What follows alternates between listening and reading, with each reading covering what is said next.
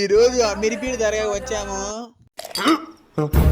Hello అండి, నేను మీ రాయలసీమ కుర్రోడిని. ఈరోజు అయితే నేను చెప్పా కదా పార్ట్ 2 వీడియోలో అయితే పార్ట్ 1లో అయితే కడపకి వచ్చాం. పార్ట్ 2 వీడియో అయితే ఉరుసుకి అయితే పోతున్నామంట అమీర్పేట దగ్గరికి. చూడవచ్చు లైట్లతో ఏమైనా అంతా కడప మొత్తం అంతా బాగా డెకరేషన్ అయితే చేసేసారు. అలా పోయేదాళ్ళు అయితే మజ్జిగ అయితే తాగేసి ఇంకా అలా దర్గా వచ్చేసామంట. ఫైనల్లీ చూడండి ఎంత బాగా డెకరేషన్ చేసామంట. ఈ దర్గా వచ్చేసి దాదాపుగా 350 సంవత్సరాల నుంచి ఇక్కడే ఉందన్నమాట. ఇక్కడ భక్తులు అయితే చాలా నమ్ముతారనమాట అమీర్పేట దర్గా సాహెబ్ని. నేను కూడా వచ్చి ఇంకా లోపలికి వెళ్ళిపోయి ఇంకా అలా చూడవచ్చు ఏమైనా డెకరేషన్. మనుషులు ఎంతమంది ఉన్నారో మీరే అనుకోవచ్చు ఎంత బాగా చేస్తున్నారో. మీరు కూడా విజిట్ చేసేయండి తప్పకుండా. ఇంకా 2-3 రోజులు అయితే చేస్తారనమాట. దాదాపు 5 రోజులు అయితే చేస్తారనమాట ఈ ఊరుసు. చూడవచ్చు మీరు దర్గా ఎంత పెద్దది ఉంది, ఎంత బాగా డెకరేట్ చేశారు, ఎంత బాగా అది జరుగుతుందో ఉరుసు అమీర్పేట దర్గా సాహెబ్ది.